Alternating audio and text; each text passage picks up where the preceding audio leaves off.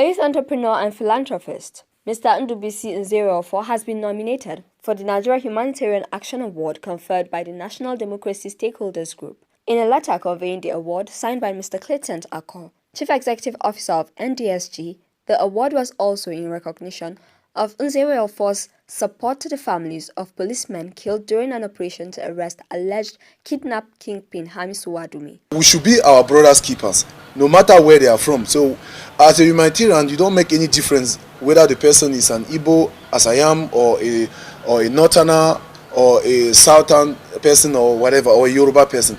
Because as humanitarian means you care about human beings. And human beings, by origin, doesn't have a race and doesn't have a tribe per se, because it's the same blood that runs through our veins.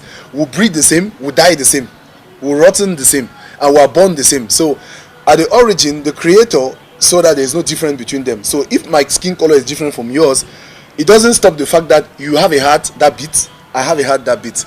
You are born through a woman just as I'm born through a woman. So the only difference sometimes is our physical appearance and our geographical origins. But every other thing are the same. So we can't make difference between who we are attending to or who are not. So basically in the foundation we didn't make that difference. And we decided to diversify our actions because we focus on education, for example.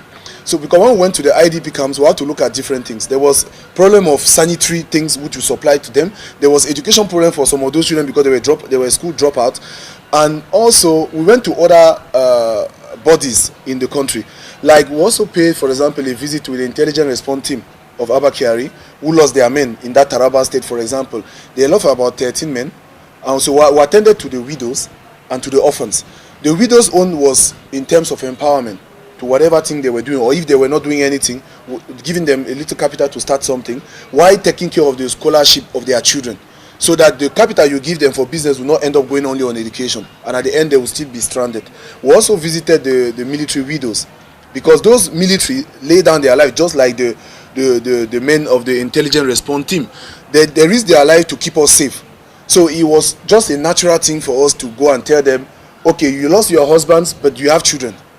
Like we are, like many other Nigerians are doing the same in this line, like attending to them, making them feel at home, making them feel loved by their fellow citizens. So I want to believe maybe that's why they decided to recognize us in the humanitarian sector. But we're not doing all these things for recognition. We're doing it because we're feeling it's the right thing, it's a moral thing to do, it's a human thing to do, and it's the right thing to do as African. Because one thing that quantify us African is our humanitarian heart. All over the world they know African as people that know how to show support and solidarity to their fellow human beings. Over 200 NGOs are expected to attend the event, which is to host the Minister of Humanitarian Affairs, Disaster Management and Social Development, Haja Sadia Umar Farouk. The award dinner is set to bring strategic individuals and organizations in the humanitarian sector together in a collaboration between the NDSG and stakeholders in the humanitarian sector. Anytime you are being appreciated for something you are doing, the expectation of whoever is acknowledging what you are doing is for you to do more. It's a call to do more. And also, it's an indirect way to also call for more fellow citizens to come into the fold of doing humanitarian work.